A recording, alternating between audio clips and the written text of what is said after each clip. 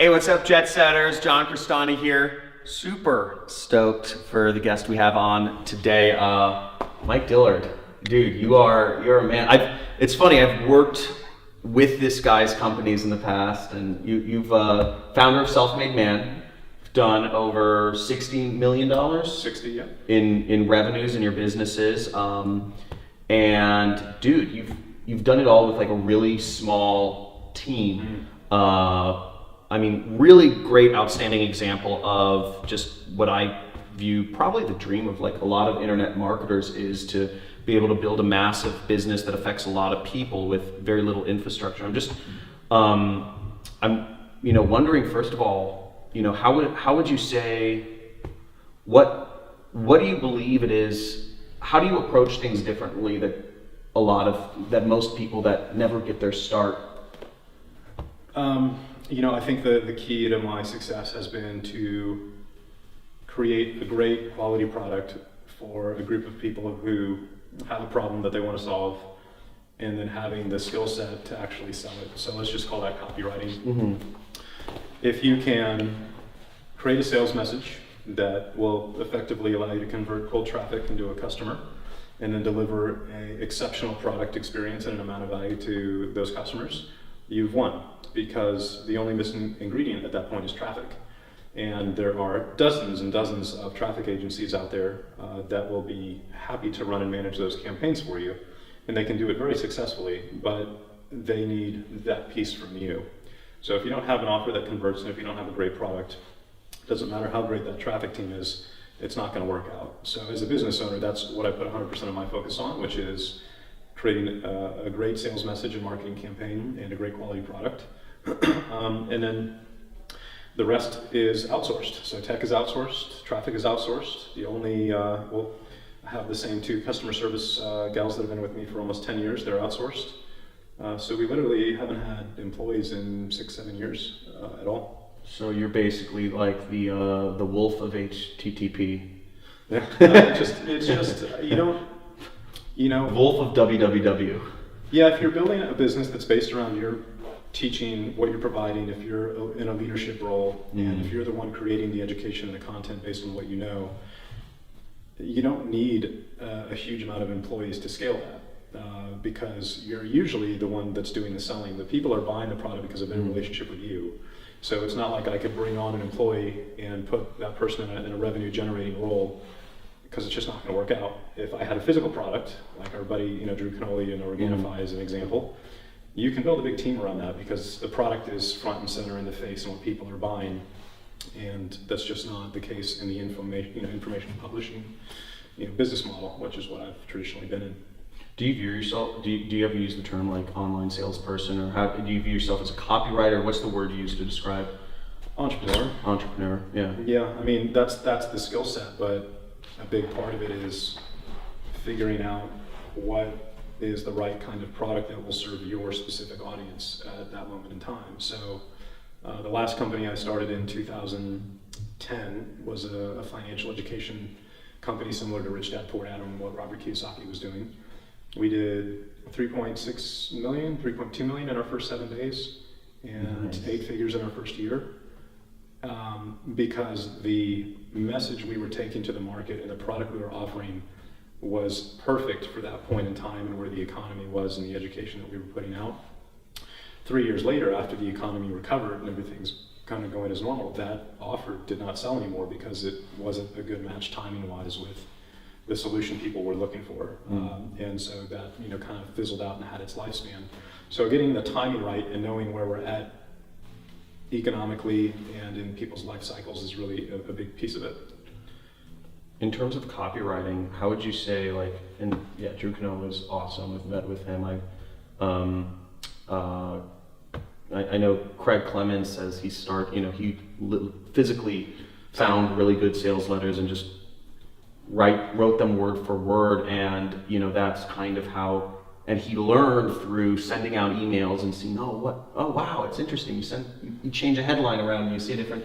And I was wondering, how did you kind of, initially, I cut my teeth in advertising I was working for an ad agency and managing 50 different clients, pay-per-click accounts. And Yeah. I just got, and you do that, you get really good over time.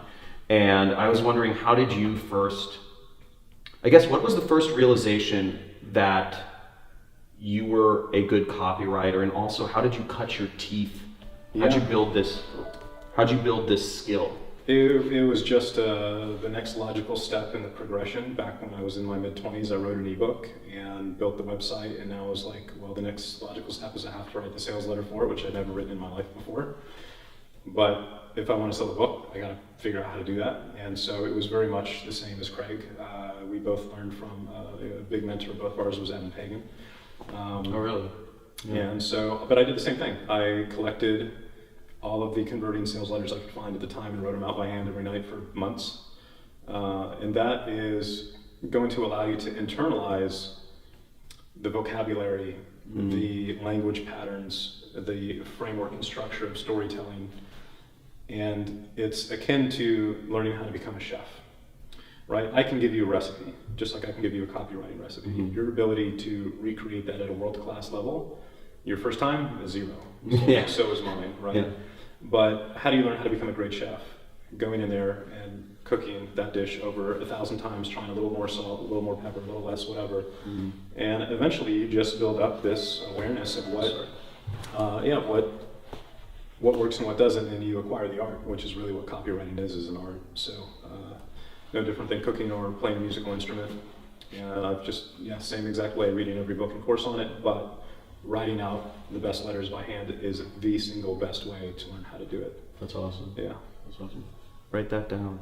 Write the whole sales letter. Some of these sales letters are like 50 pages long, man. Like, it's fun though. I took some of Craig's. He has like 2 girls teach sex or something like that. Like, it's some of them are so funny. I love some of the sales. I love sales copy. Yeah. It's fun. Actually. It's interesting. It's changing today because people get numb or immune to certain styles of very aggressive copy. Like I just had a good conversation with the CEO of Agora Financial a couple of weeks ago. $300 million publishing company in the financial space, right? Yeah. Okay. They have the highest paid team of 45 copywriters in the world. So they have the best copywriters you can get. Yeah. And they're having to completely change their approach to marketing and writing copy because the very sensational stuff that used to work for the last 20 years for them is no longer working with this new generation of, adults who are growing up on social media and getting saturated with it and getting more savvy and a much higher education level and sophistication level when it comes to marketing. That it's much more now about just building authentic relationships and not where the copy becomes less important because you're building the audience and the relationship first and then selling your product to that audience. And so the amount of salesmanship required is infinitely less and it's just more effective. So, I've seen I've seen sort of the same thing happening. Like I kind of straddle that weird line between like influencer and copywriter sometimes, I feel like, and the authenticity is so important. Now I'm wondering, basically, what advice do you have for people that are just, and I want to actually talk about in a little bit some of these. Well, here I'll just dive into it. Why, given like you use a lot of leverage points, you're outsourcing a lot of things. I don't know if you have, but I'm just going to ask it this way: have you built a tech company, or if not, why not? Because it seems like a next level of a leverage. A tech company. You've built, from my understanding, very successful. I'm familiar with most familiar with Elevation Group, but I'm wondering, has that ever been a thought that's occurred on your? I know I think about it and I say, if I had a technology company, that's like, I feel like that's the next leveling up of a marketer. No, I'm wondering if that's ever been an interest to you. No, I've made that mistake twice now.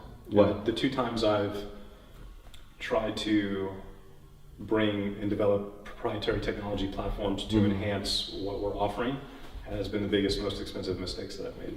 Tell me, because I'm probably like that's.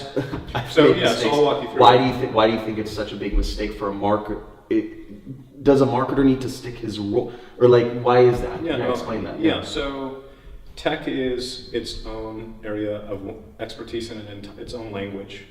literally, it's its own language, right? And so, as an entrepreneur, and specifically coming from a marketing skill set background, you don't speak tech. I don't speak code.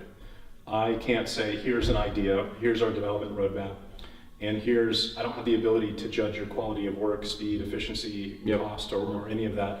And so when you take the dive into developing a tech platform, even if it's with an outsourced company of really talented people, I can't participate, I can't give feedback, and I can't judge. All I can say is, let's do this. Wouldn't it be cool if we could do this? And then they come back and they give you a time estimate or a cost estimate, and they do it. And maybe it works and maybe it doesn't work. So with Self-Made Man, I built this whole custom platform from scratch over the last 2 years. We did an enterprise level. Self-Made Man is your podcast. It's also education platform. Education. It's similar to Creative Live or Skillshare or Udemy in the fact that we sell a library of classes, and that's who we modeled. And so we want to turn Self-Made Man into this education platform where it's not the Mike show, but it's the brand, and it's all of these experts that we've created classes with, and it lives on that platform for a monthly subscription. Is that a tech company or is it? Well, I started it as I started with finding the team to build the platform, and I said, I want what Skillshare has. Go build that. Yeah. And we put $1 million into that to develop that platform, and we put all of this cool functionality in it where you can take notes while you're watching the video, and it saves that in your library so you can always have access to everything that you've watched. And we're doing video tracking, so I know what you've watched and where you left off, so next time you come back, it just picks up right where you were. Apple Pay on mobile, we filmed everything in 360 VR, so you can eventually put a helmet on and sit in the classroom as if you were there when we filmed it. Yep. And it was the biggest mistake that I made, because what it did was it disempowered me from applying my superhuman skill, which is marketing, to the tech and the platform. So a part of the platform and making it successful is now, okay, we've launched it, now we have to optimize it. We have to optimize and test and track the user experience and the flow and the checkout process and the checkout pages, and we have to split test this and split test that. And none of that existed. So all of the functionality that would come in, let's say ClickFunnels, they had to code by hand. So if I said, guys, I want to do a lifetime membership upsell after somebody joins with a basic membership, well, they've got to code the checkout page proprietary. They have to code the upsell functionality in a proprietary code. And that might take 2 or 3 weeks and 20 grand. And guess what? It might not work. It might lower conversion rates. And so what we found is that everybody who joined, nobody cares about the functionality. Nobody cares about the note-taking feature. Nobody cares about any of the other stuff. They just cared about the information. And then I'm in handcuffs from a testing and optimization standpoint, because I can't go in ClickFunnels and make the change and set up a split test in 10 minutes. I've got to pay these guys another 20 grand. It takes another 2 weeks, which it just is an anchor around a company that doesn't need to be there. And so we're actually right now migrating the entire platform over to WordPress and Wishlist Member and ClickFunnels. And it'll look the same. It won't have those fancy bells and whistles, but 90% of it will be identical. And it'll be run on technology that costs me $300 or $400 a month instead of $40,000. It's the same stack I use. Right, and so that's the second time that I've done this. I did the first time with a platform called Better Networker in, I think, 2010, 2008, where I built this social network for the network marketing industry, and built it on Drupal and Drupal code, and hired a tech guy. And it was just constantly breaking, and it was the same thing. Hey, wouldn't it be cool if we could do this? And those are the most expensive words that an entrepreneur can ever utter, by the way, when it comes to tech, is wouldn't it be cool if? My rule of thumb is wouldn't it be cool if is great if it can do it through an existing platform like Leadpages or ClickFunnels or Shopify or whatever it may be, and you stay within those bumpers and you just focus on that. Because the opportunity cost, the real expense and the money cost of doing it yourself and bringing that idea to life, rarely does it pan out and 10x your business. Usually it stays the same, you get a little bump or a little decline. It never justifies the time and the money and the resources it took to implement it. Interesting. So yeah, building a tech company is something I will never do. So how do you get around that if you want to build a tech company? I want to build I want to build a company that, you're affecting a ton of people through Self-Made Man, which is, it's interesting hearing how you actually, the mission of what you're trying to help people basically empower themselves to be entrepreneurs, which is really cool, but you held yourself back by building all this Well, let's say if we tech went back around. and had an opportunity to invent YouTube, Yeah. right? So the key, if you want to bring a tech idea to life, is you have to bring on a tech founder. You have to bring on a partner who speaks tech, that will do the work because of the passion and the belief and the equity they have in the company and the mission, basically for free or bootstrapped or whatever, right? So if I were to start a tech company, I'm going to go find a tech partner who's going to work just as hard as I am on the tech side and take ownership of that, because they're going to work 18 hours a day to get the job done, just like I'm going to work 18 hours a day to get my job done, and I'm not going to have to pay them to do it. We're partners in the business, and now we've got someone who speaks marketing and someone who speaks tech, and it's a very holistic relationship instead of me as a marketer trying to use a translator to talk to this other group of people and they just say more money, and I can't judge whether I'm being overpriced or not. Maybe I can get that done for $3,000 instead of $30,000. I don't know, because I can't read code. Yeah. It's not my area of expertise. That's interesting. It's interesting how you call it like different. There are different languages, and one of the things I tell people is, in order to understand marketing, you really need to speak the speak the language, and you need to understand the terminology. And once you start being able to understand the terminology, you can actually start learning. But that's an interesting point, and I'm probably in the process of making. I'm trying to be more self-aware about this, but I tried to build a tech company and lost like $1 million. Yeah. It was one of the biggest mistakes, and I'm probably trying to do that again. So the guys who Very have interesting. succeeded in building tech companies in the marketing space have all been engineers.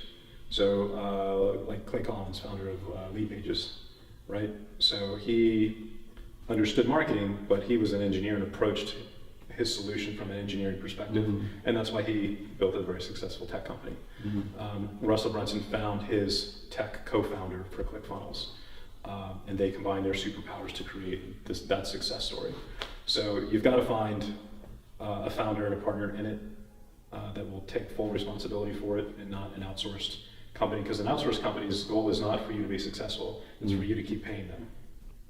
So, right? I like the problem you're solving for, which is, I mean, for me, I think the future of working is self-employment in some form, and I think it's just obvious it moves towards that. And I also think the education system is it's a massive bubble right now. If you look at colleges and the amount of, if you look at what people get 4 years, and I think the whole system is arbitrarily set up. It doesn't make sense at all. And what you're solving for, I don't know if you'd say this, but there's a big gap there, and you're trying to create a platform. So I really think, like with Self-Made Man, I think that's awesome. And obviously, having started 2 8-figure businesses is just like, I mean, obviously I'd rather be learning from you than from some failure of a professor driving a Toyota Camry or Volvo. Yeah. It just if I want to go into business, which lots of people do. So, but I'm wondering what do you think the future of education? What, like 5-10 years down the line, what do you think? Do you think the future of education is a bunch of marketers like me and everybody else here in Austin? That's whoever shows up on YouTube, or do you think it's Tai Lopez's Knowledge Society, or if it's Masterclass, or everybody's getting $10 Udemy courses? It depends. It depends on what your vocation is going to be. If you want to be an entrepreneur, then the world is your oyster education-wise. If you want to be a dentist or an architect or a naval, designer of ships, whatever it may be, you're always going to need a super high-level education, school for those vocations. So, business education specifically. Professional vocations of whatever kind is going to require that level of education and certification from an insurance perspective and a liability perspective and things like that. So you're never going to see a doctor that I got educated by watching YouTube surgery videos, right? So colleges will exist in that standpoint, but the moment you can make a decision that you want to make money on your own, as a business owner, then you don't need college at all. It would be a huge mistake to do that. Yeah. Interesting. And I've thought about this, we're developing like a VR platform and all this other stuff. That's why I think it's fascinating you shot this whole thing in VR. What are your thoughts about why'd you film it in VR? What do you think we filmed everything was the impetus behind it? Everything in 4K in VR, just because I didn't want the content to be irrelevant 5 years from now to 7 years from now.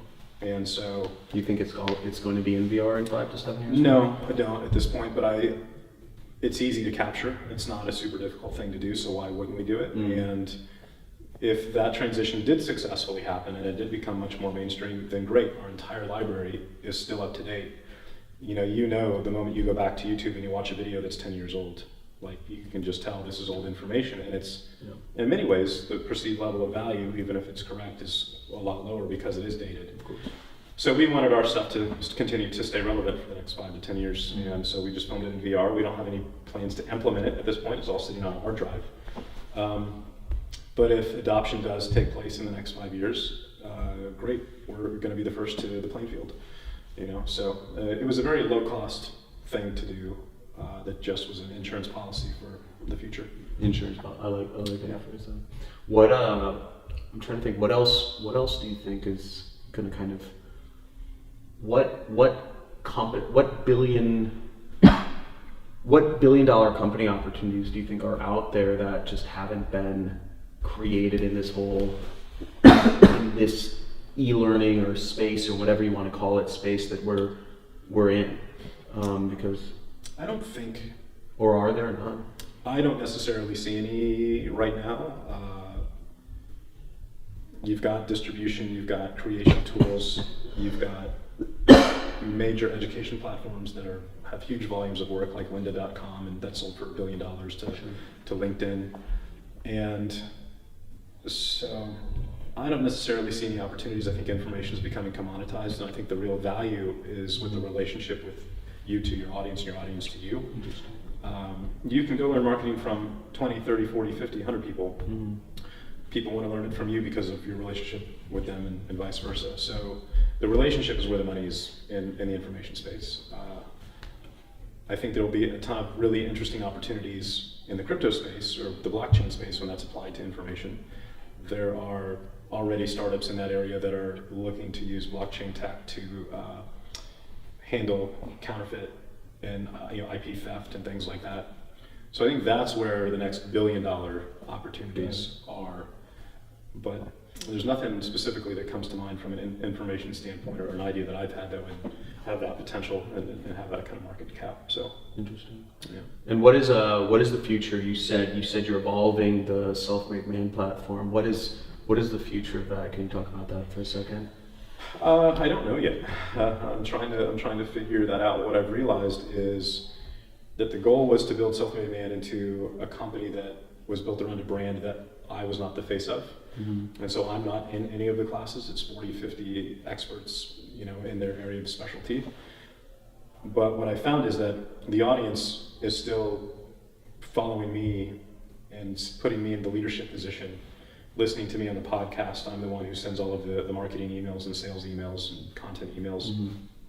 So even though I've tried to sidestep it, at the end of the day, people are still primarily buying because of me. If I had created a software tool like Lead Pages, that would be different. You don't have to be on the face of it, to do that. But for my company to make money and for me to sell Self-Made Man, I've got to tell my story, and I've got to connect with the audience, and I've got to build a relationship. And ideally, as we move forward, more and more of that's taking place on social media to get the kind of reach we're looking for and the growth we're looking for. So, we're going to be doing 3 to 5 YouTube videos a week all next year. Oh, really? And that's going to be me. It's going to have to be me. And at that point, I'm not going to sell the company a year from now because I'm not going to give someone control of my name and likeness in that capacity. And so the conclusion I've come to is that it's unbelievably difficult to build an information-based, leadership-based business that's sellable. And what you should do instead is, as an individual, focus on building your own personal brand, build up the audience, build a relationship with the audience, and that attention base, and then you point that attention to a physical product company that you would start that would be a good fit for your market. So for example, my market is, guys with ambition. So I could start a new company in the next year or two that either sold apparel or sold beard oil or sold, art or whatever it may be that's aligned with what my audience would want to buy. And then I could sell that brand in that company. So John Olson did this with the luggage company. He did it with Saint Armand, the apparel company. And he's the perfect example of a guy who built his audience with his own personal name and simply directs that attention to a physical products business that he starts. And then they both take on a life of their own with their own teams, and they don't need him anymore at that point. I have a douchebag. Yeah. I love the douchebag. Sure, yeah, I bought one as well. But the last 2 years I've learned that lesson, so now I'm like, Interesting. what am I going to do? Because if I keep building up Self-Made Man as the brand and I can't sell it, then what's the point of doing that? I should just be building my own personal brand. Interesting. And so what I'll most likely do is turn Self-Made Man into a product that's just a part of the Mike Dillard product line, rather than that being the primary brand and umbrella for everything. It'll just be a piece under the umbrella. So almost like you're an incubator for different physical product, like John Right. Olson. John Yeah. Olson's a great. Yeah. Well, dude, thank you. You're first off, you're a legend. Thanks for taking the time out and doing this. Obviously, I think that's awesome. And copywriting is the way to go, guys. I'm gonna put a link to some of your. What would you like me to link to? At Real Mike Dillard on Instagram is my personal Instagram, and selfmademan.com. Yeah, so check out his stuff. It's amazing. Legend of the industry, really just amazing example of an internet marketer. And guys, hope you enjoyed this episode. See you soon. Let me know what your thoughts are. First off, like, subscribe, and comment, and also let me know what you'd like to see in the next video. See ya. Hey, thanks for watching the video. And if you enjoyed this and you want to see more, make sure you like, you subscribe, hit that notification bell, or comment. And if you'd like to actually learn how it is I run my internet business and make piles of money like this, make sure you click the link below in the description or in the first comment, and I will show you. Peace.